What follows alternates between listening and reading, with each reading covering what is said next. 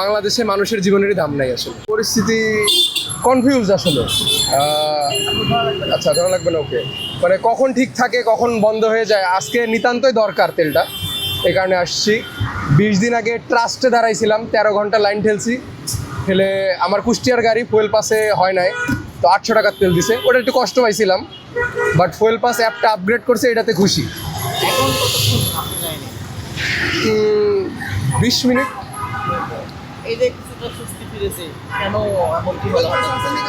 কিছুটা সুস্থি ফিরেছে এমনটা আসলে, ওই যে বেসিক দাম বাড়ায় দিছে, দাম বাড়ায় দেওয়ার কারণে অনেকে তো স্টক করে, আমরা তো বাঙালি, আমরা তো স্টক করি, এটা রমজান মাস দেখলেই বোঝা যায়।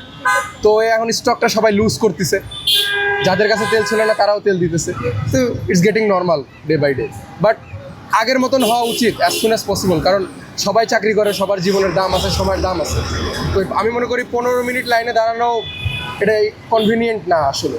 তো আমার মনে হয় যে অথরিটির উচিত ব্যাপারটা যে আরও কঠোরভাবে লুক ইন্টু করা অ্যান্ড এটাকে নর্মালাইজ করে ফেলা আসে।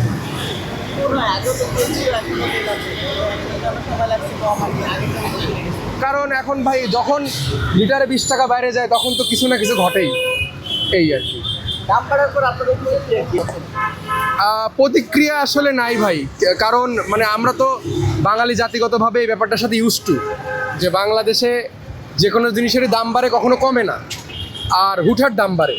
তো আসলে আর আমি একজন সাধারণ মানুষ, খুবই সাধারণ মানুষ, তো আমার কিছু যাওয়া আসাতে মনে হয় না আসলে কিছু হবে, কারণ বাংলাদেশে মানুষের জীবনেরই দাম নাই আসলে। অন্য যে কোনো কিছুর দাম, বাট মানুষের জীবনের দাম নাই। যদি দাম থাকতো তাহলে প্রত্যেকটা মানুষের সময় এইভাবে কিল হইতো না।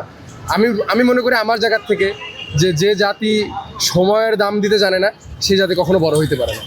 তো আমরা তখনই বড় হব যখন আমরা সময়ের দাম দিতে জানবো।